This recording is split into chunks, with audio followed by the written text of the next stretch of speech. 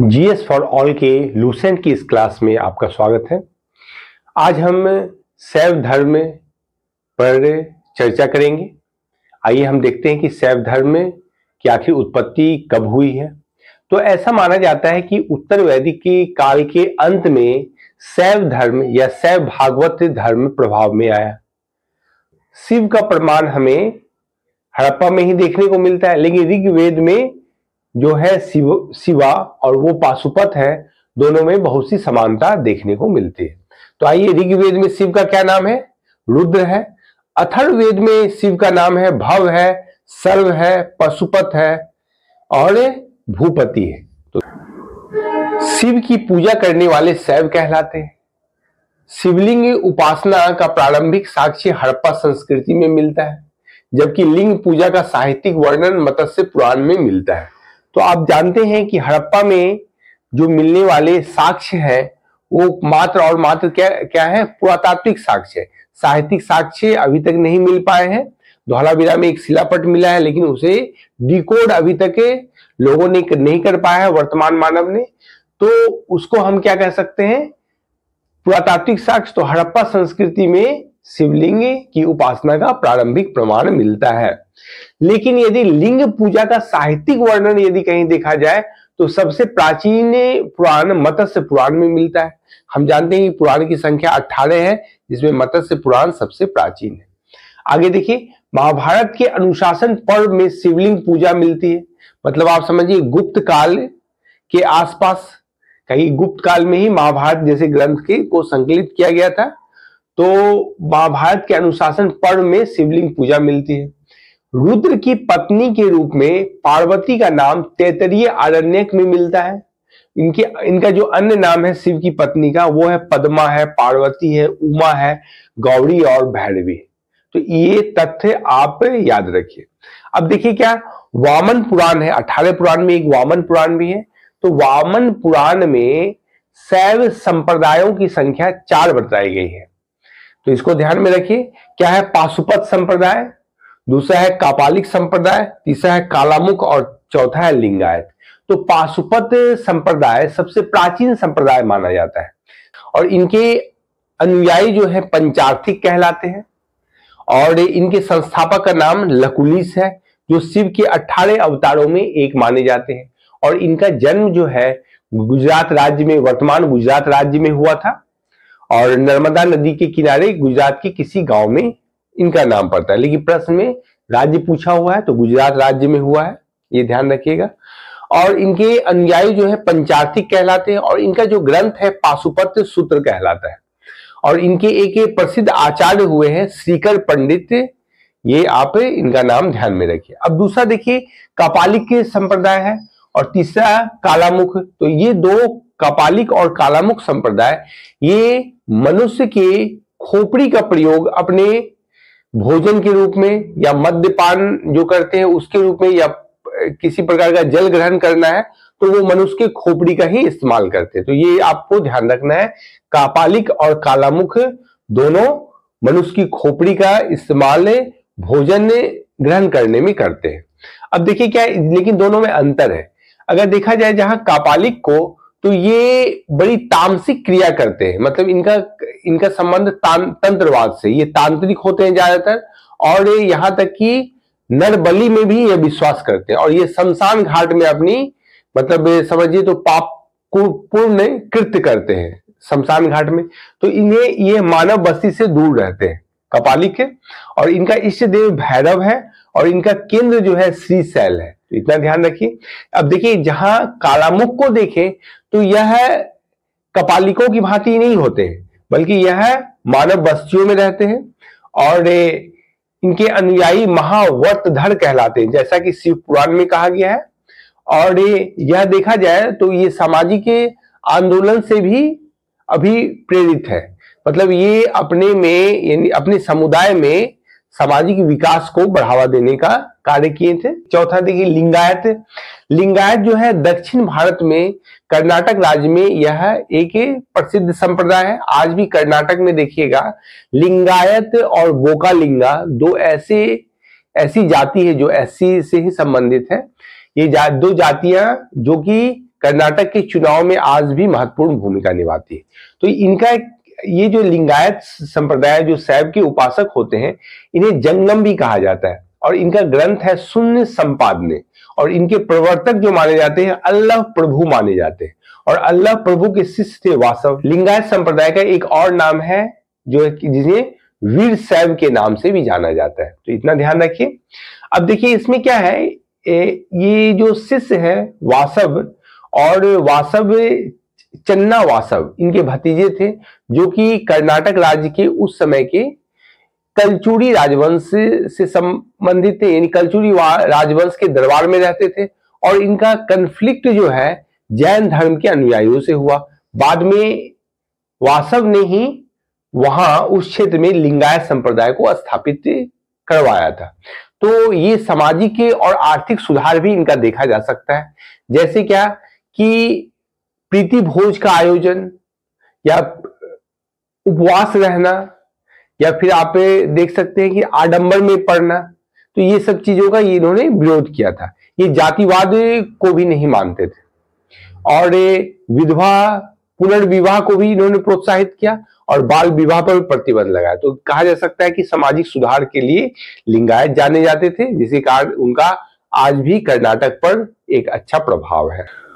दक्षिण भारत में शैव धर्म का यदि देखा जाए तो ज्यादा प्रचार हुआ, तो वहीं पर ज्यादा साहित्य भी लिखे गए। तो यहाँ पर देखिए एक साहित्य का नाम है तिरुतुंदर पुराणम, जिसके रचनाकार माने जाते हैं सेक्किलहार को, जो कि 12वीं शताब्दी में थे, और वह कुलोत्तुंग द्वितीय के शासनकाल में थे। जैसा कि आप जानते हैं कुलोत्तुंग द्वितीय चोल शासक थे, ये शैव भक्त थे, और इन्होंने इतनी शैव भक्ति इनमें थी कि यह वैष्णव को उस समय पसंद नहीं करते थे। तो इसी कारण चिदम्बरम मंदिर से, जैसा आप चोल काल में पढ़िएगा, चिदम्बरम मंदिर से इन्होंने विष्णु की मूर्ति को निकलवा के समुद्र में फेंकवा दिया, जिसको बाद में रामानुजाचार्य ने समुद्र से निकलवा कर फिर तिरुपति के मंदिर में प्रतिस्थापित किया था। तो ध्यान रखिएगा इसको, आप चोल काल में इसको पढ़िएगा कुलोत्तुंग द्वितीय को। अब देखिए तिरुतुंदर पुराणम को तमिल का 5वां वेद भी कहा जाता है। शैव परंपरा की 12वीं पुस्तक भी तिरुतुंदर पुराणम को माना जाता है। तिरुतुंदर पुराणम में शैव तमिल कवियों एवं 63 नैनारों की कहानियां हैं। तो ये नैनार क्या है, तो शैव भक्ति करने वाले संत को दक्षिण भारत में नैनार कहा जाता है। तो ध्यान रखें। देखा जाए तो पल्लव काल में शैव धर्म का प्रचार प्रसार काफी हुआ था, जिसमें 63 नैनार संतों ने अपनी महत्वपूर्ण भूमिका निभाई थी, जिसमें से कुछ प्रमुख संत हैं, इसका नाम आप याद कर लीजिए। अप्पाड़ है, तिरुज्ञान है, संबंदर है एवं सुंदर मूर्ति। तो इनका नाम कम से कम आपको ध्यान रखना पड़ेगा। ध्यान रखिएगा, अप्पाड़, तिरुज्ञान, संबंदर और सुंदर मूर्ति। तो इसका ये कारण है कि इससे बार बार प्रश्न पूछे जाते हैं। ये पूछे जाते हैं कि ये शैव संत है या वैष्णव संत। तो अप्पाड़, तिरुज्ञान, संबंदर और सुंदर मूर्ति। और एक बाद में चल के आप वैष्णव संत में पढ़िएगा, जो महिला संत है, अंडाल के बारे में।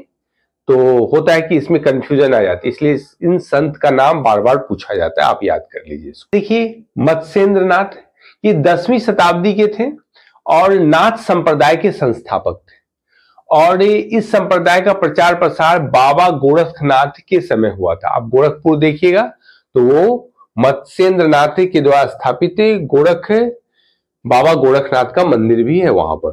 तो कहा जाता है कि बाबा जो गोरखनाथ थे वे प्रचलित ब्राह्मणवाद के विरुद्ध थे, यानी ब्राह्मण के विशेषाधिकार के वो आलोचक थे, और वो जाति प्रथा को भी नहीं मानते थे।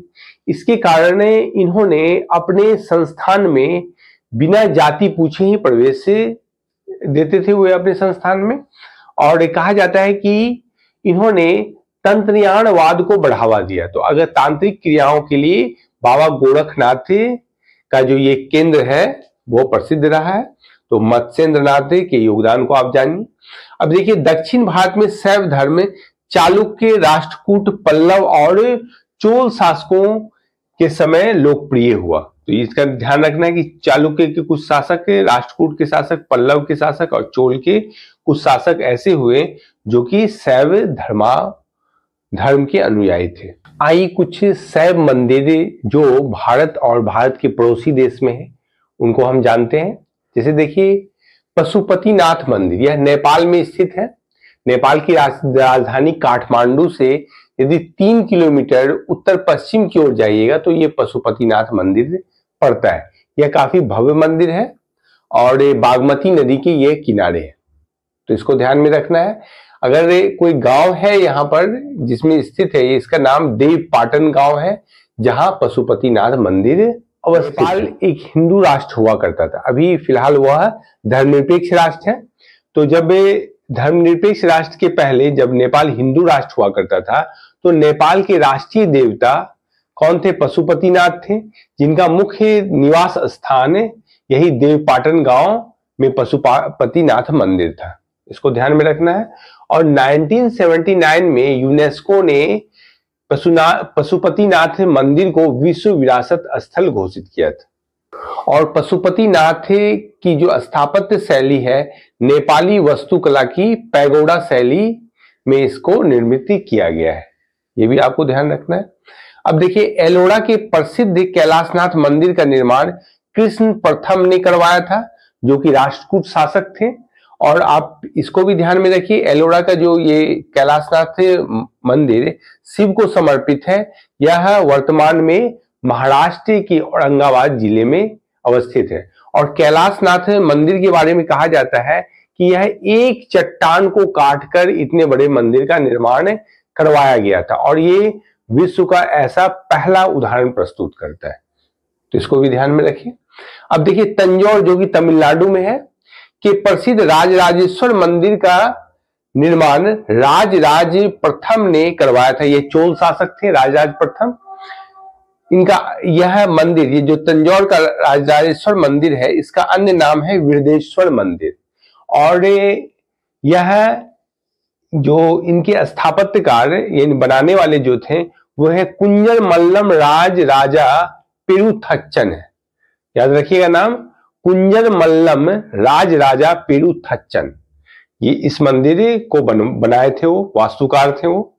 अब देखिए कुषाण शासकों ने अपनी मुद्राओं पर शिव और नंदी का एक साथ अंकन किया है, यह भी तथ्य ध्यान रखने वाला है। ये 1st सेंचुरी एडी में आप मौर्य के उत्तराधिकारी यानी विदेशी उत्तराधिकारी में कुषाण शासकों के बारे में आप पढ़िएगा। शैव अद्वैत विचारधारा एक विचारधारा है जिसके प्रवर्तक के रूप में श्रीकांत शिवाचार्य को जाना जाता है, जिसमें बताया जा रहा है कि शिव और ब्रह्म एक ही समान है। तो इतना आप परीक्षा के दृष्टिकोण से या जानने की दृष्टिकोण से शैव धर्म और कुछ प्रमुख शिव मंदिरों को आपने देखा। और इसी के साथ आज की कक्षा समाप्त हुई। कल फिर हम मिलते हैं। धन्यवाद।